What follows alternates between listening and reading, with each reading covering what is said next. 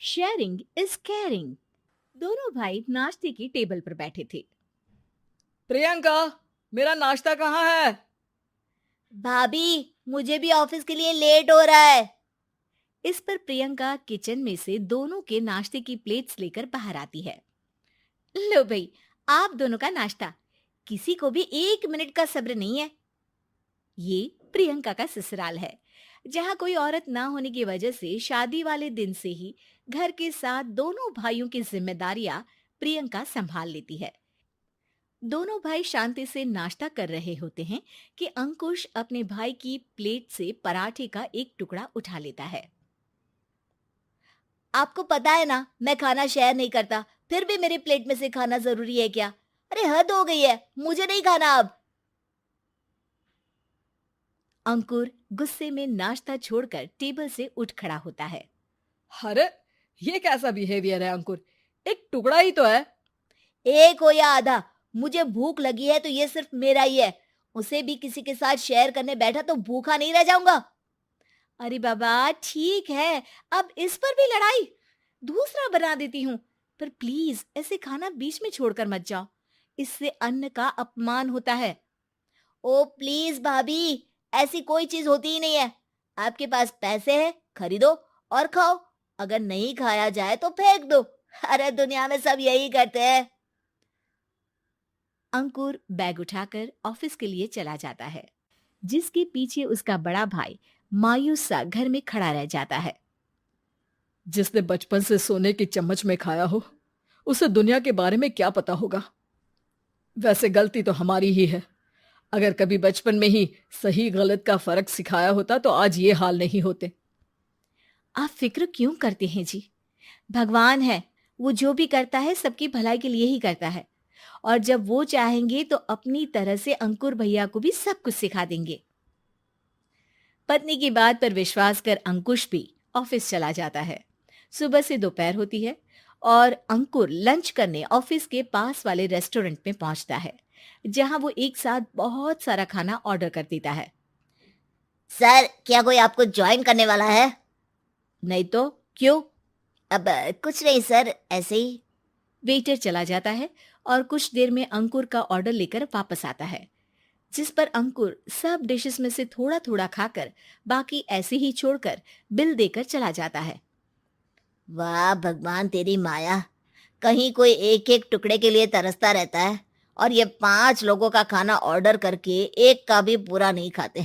पैसे वालों की माया। वेटर टेबल साफ कर बचा हुआ सारा खाना लेकर रेस्टोरेंट के पीछे घूम रहे बच्चों के पास पहुंच जाता है, जिसे देख बच्चों के चेहरे खिल उठते हैं।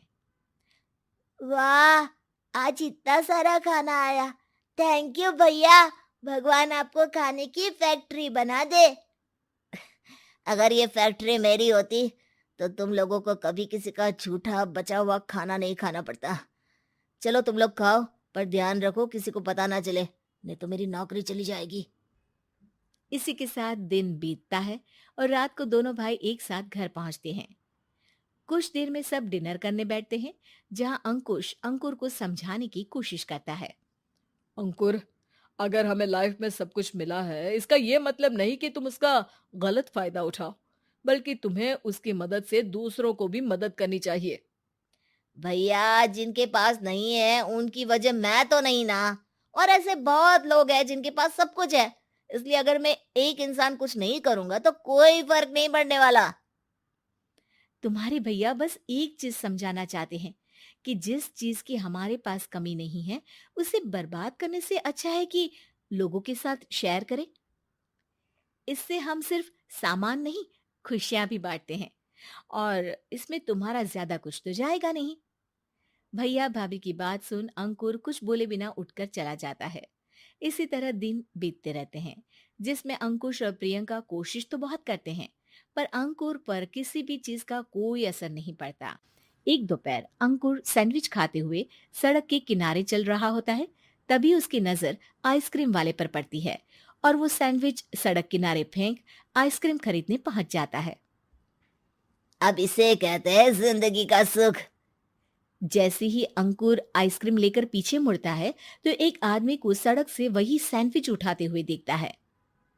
वो आदमी बहुत कमजोर, गरीब, जैसे बहुत दिनों से खाना ना खाया हो वैसा लग रहा था। अंकुर उसके पास जाकर खड़ा हो जाता है। उसे देखकर आदमी सैंडविच अंकुर की तरफ कर देता है। आपको भी खाना है क्या? क्या हम इसे आधा आधा कर ले? मुझे बहुत भूख लगी है। वो मेरा ही झूठा सैंडविच है। तुम दूसरा खरीद कर क्यों नहीं खा लेते? इसे क्यों खा रहे हो? अरे भैया, अगर खरीदने के पैसे होते तो 4 दिन से भूखा नहीं घूम रहा होता।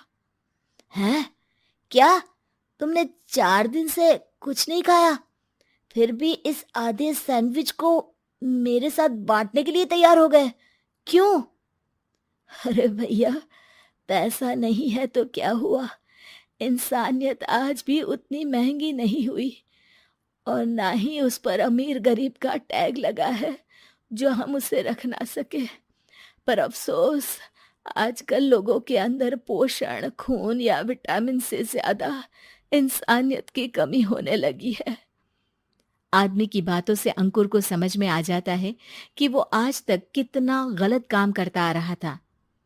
इसके बाद से वो अपनी किसी के साथ शेयर नहीं करने और खाने को बर्बाद करने वाली आदत को छोड़ देता है।